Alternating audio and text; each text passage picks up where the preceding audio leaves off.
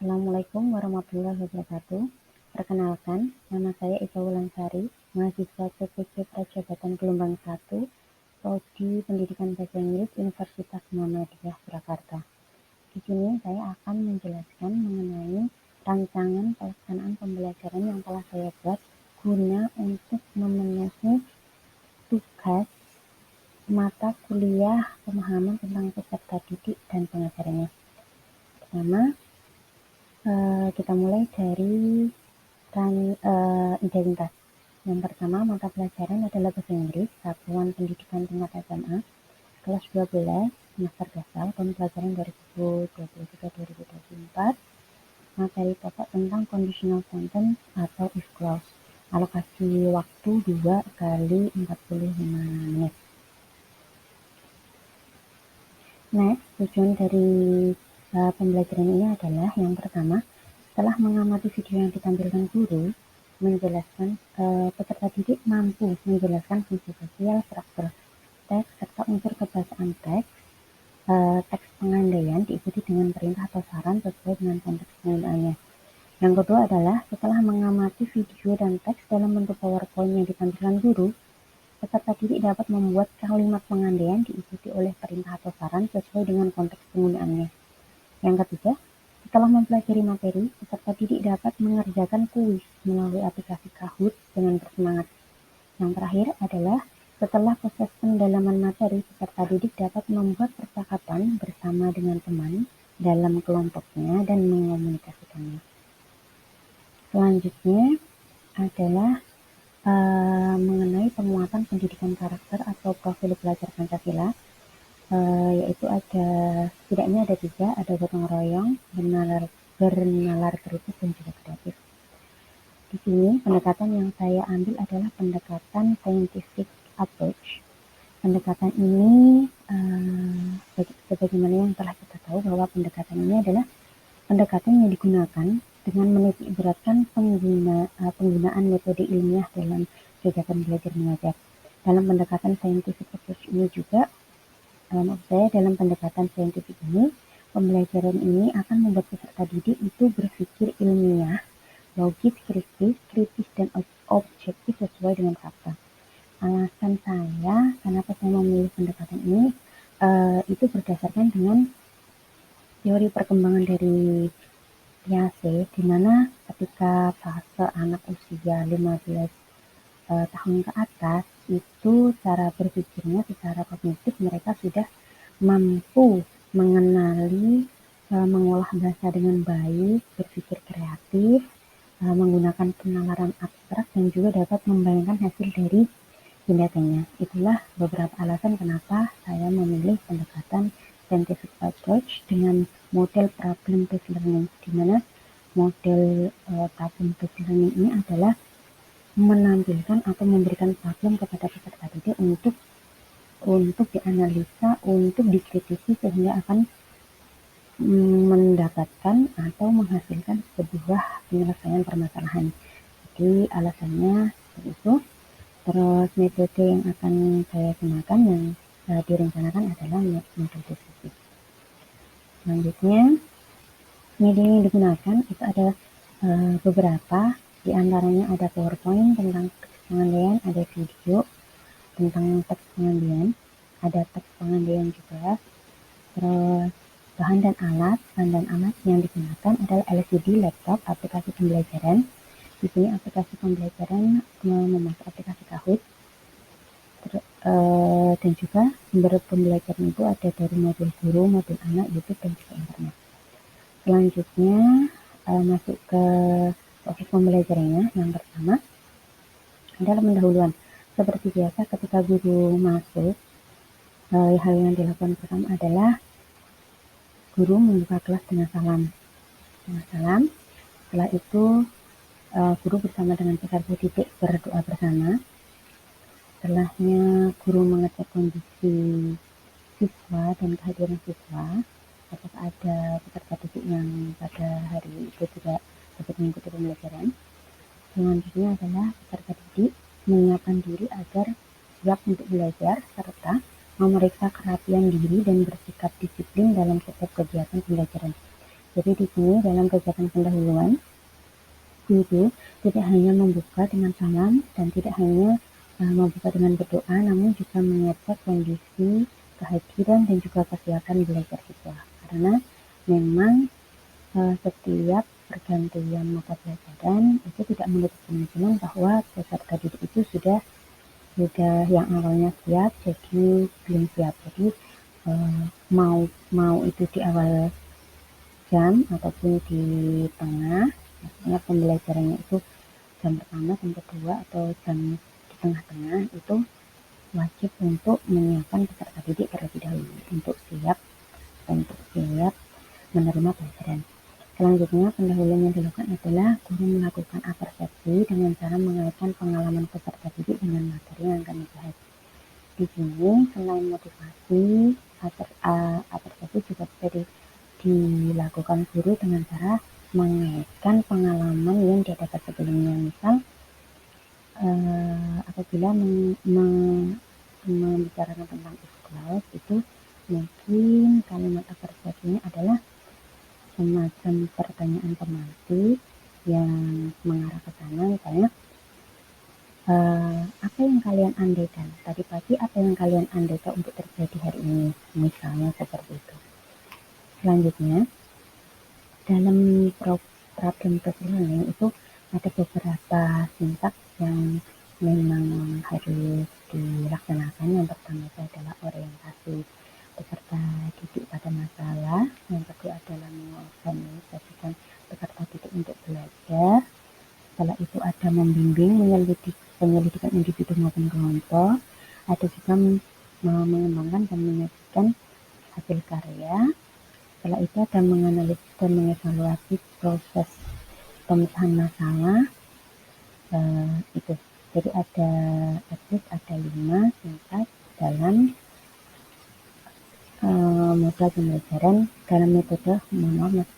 dalam metode pembelajaran problem based learning. Kita masuk ke bagian orientasi. Bagian pertama yaitu orientasi peserta didik pada masalah. Nah, dalam sintaks orientasi peserta didik pada masalah, beberapa hal yang bisa dilakukan guru dalam proses pembelajaran. Yang pertama adalah guru menampilkan beberapa gambar contoh yang berkaitan dengan materi ajar kepada peserta didik melalui PowerPoint. Di sini, dengan aktivitas guru menampilkan beberapa gambar itu merupakan sudah masuk ke dalam diferensiasi proses, di mana gambar itu termasuk gambar visual tidak bergerak. Jadi itu sudah termasuk dalam diferensiasi proses. Yang kedua adalah guru memberikan brainstorming melalui pertanyaan. Misalnya, ketika sudah ditampilkan gambar, pertanyaannya adalah what is your opinion about the picture? Jadi memantik anak untuk berpikir kalau lihat gambar ini, opini mereka seperti apa, atau what will you say if you ask his or her friend? Jadi memposisikan mereka terhadap gambar apabila mereka ada di posisi salah satu dari karakter gambar yang ditampilkan. Terus selanjutnya ada guru menyampaikan tentang tujuan pembelajaran yang akan dicapai. Setelah anak memberikan feedback mengenai brainstorming pertanyaan-pertanyaan yang mengorientasikan peserta didik pada masalah, selanjutnya guru dapat menyampaikan tujuan dari pembelajaran yang akan disampaikan. Selanjutnya, guru memberikan motivasi kepada peserta didik mengapa perlu mempelajari materi tersebut. Jadi, selain menyampaikan tujuan, guru juga harus memberikan motivasi atau alasan kenapa penting mempelajari materi pada hari itu. Terus yang selanjutnya adalah guru memutar video yang berkaitan dengan materi ajar. Di sini dengan pemutaran video ini sama seperti dengan menampilkan gambar. Di sini menampilkan diferensiasi proses, di mana video dan juga gambar itu adalah sesuatu yang diam dan bergerak. Jadi pemenuhan diferensiasi proses. Selanjutnya, peserta didik diberi kesempatan setelah melihat video, peserta didik diberikan kesempatan mencari materi lain di sumber ajar atau di sumber ajar lainnya dan secara sukarela menyampaikan pendapatnya tentang materi ajar.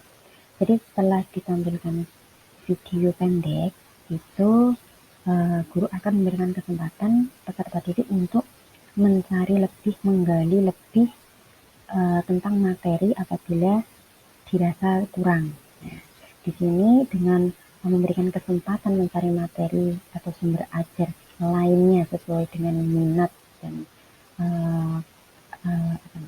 minat dan kesukaan peserta didik, di sini menampilkan diferensiasi konten. Jadi mau yang seperti apa monggo, yang penting sesuai dengan tema utamanya, yaitu ikhlas atau functional sentence. Selanjutnya adalah setelah memberikan penguatan terhadap materi, guru menyampaikan aktivitas selanjutnya. Jadi setelah pembahasan, peserta didik sudah memberikan pendapatnya tentang materi ajar, kemudian guru memberikan penguatan tentang materi ajar, setelah dilanjutkan dengan aktivitas menyampaikan aktivitas selanjutnya. Di sini dalam orientasi peserta didik pada masalah ini, perkembangan sosial atau karakter Pancasila yang terbentuk adalah bernalar kritis dan mandiri. Kesintak selanjutnya adalah mengorganisasikan peserta didik untuk belajar. Dalam sintak ini atau dalam proses ini itu ada beberapa hal yang bisa dilakukan guru. Yang pertama, guru memberikan latihan pendalaman materi berupa kuis melalui aplikasi Kahoot. Di sini kenapa aplikasi Kahoot ditampilkan di awal, karena tadi sudah dengan pertimbangan peserta didik sudah mulai biar lebih semangat lagi. Terus yang selanjutnya, guru membagi peserta didik menjadi beberapa kelompok maksimal terdiri dari 4 peserta didik berdasarkan minatnya. Di sini dengan pengelompokan peserta didik ini sudah masuk atau memberikan nuansa diferensiasi proses dan juga lingkungan belajar, dimana ketika peserta didik yang awalnya hanya belajar sendiri itu sekarang berpindah menjadi belajar kelompok. Secara proses mereka sudah berubah dan secara simpel tempat duduk itu sudah berubah. Jadi diferensiasi lingkungan belajar sudah tercipta dari kegiatan ini. Selanjutnya, setelah diskusi, peserta didik secara berkelompok membuat dialog berisi tentang pengandaian diikuti saran. Jadi mereka bersama-sama mencoba untuk membuat sebuah kalimat sesuai dengan materi ajar. Selanjutnya, guru memastikan setiap anggota mengambil peran dalam kelompok. Guru memastikan setiap anggota mengambil peran di sini sudah termasuk diferensiasi lingkungan belajar. Dalam hal ini, perkembangan sosial yang terbentuk adalah berpikir kritis dan juga kerjasama. Next adalah membimbing penyelidikan individu maupun kelompok. Dalam sintak ini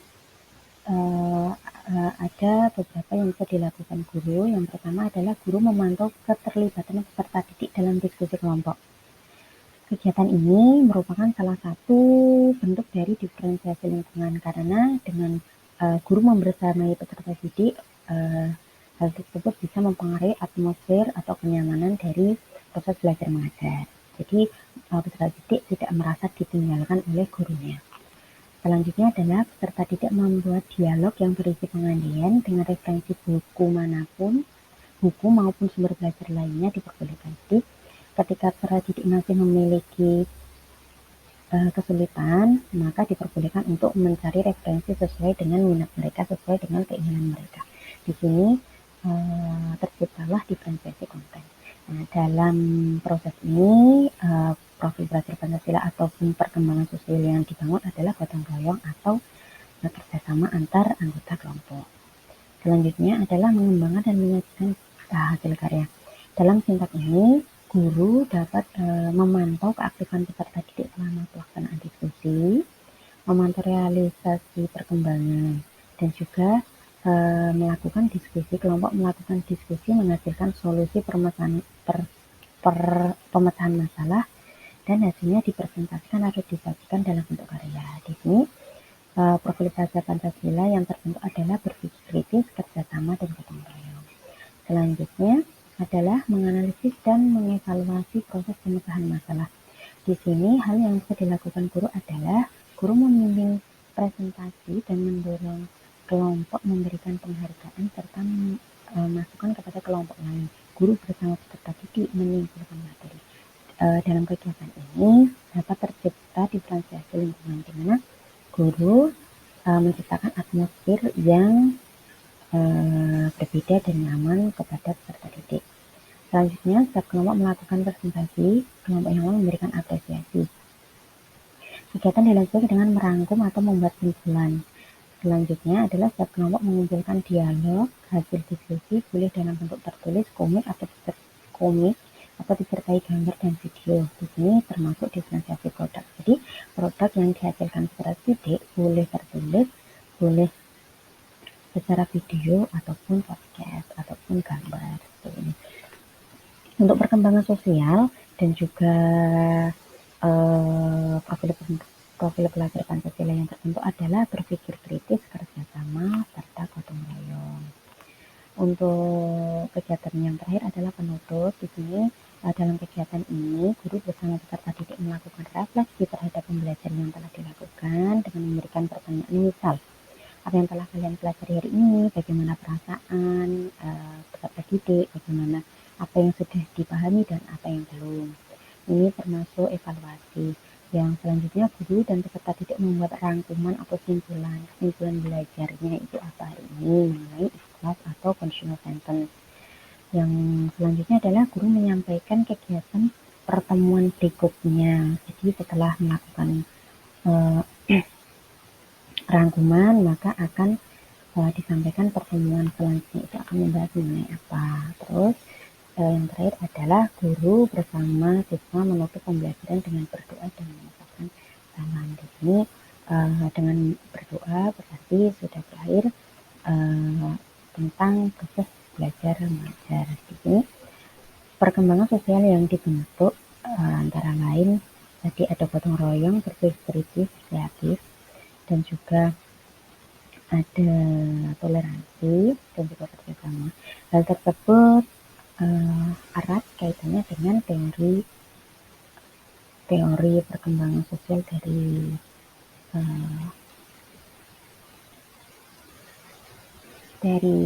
Erik Erikson yang menyebutkan bahwa anak usia 18 tahun maupun 15 tahun ke atas itu adalah peserta didik dengan jiwa-jiwa dan mencari jati dirinya, sehingga proses bernalar kritis, kreatif itu dapat membangun atau dapat membantu peserta didik untuk menemukan jati diri mereka yang sesungguhnya.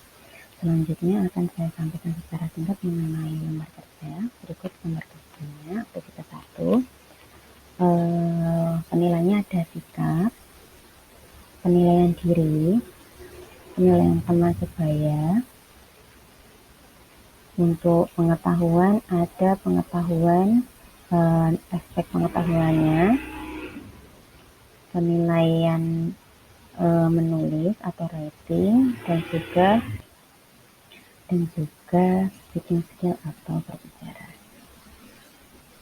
Berikut skor penilaiannya dan juga ada pengayaan. Pengayaan bagi peserta didik yang telah mencapai target pembelajaran sebelum waktu yang telah dialokasikan atau dikatakan mahir itu bisa menjadi tentor teman sejawatnya.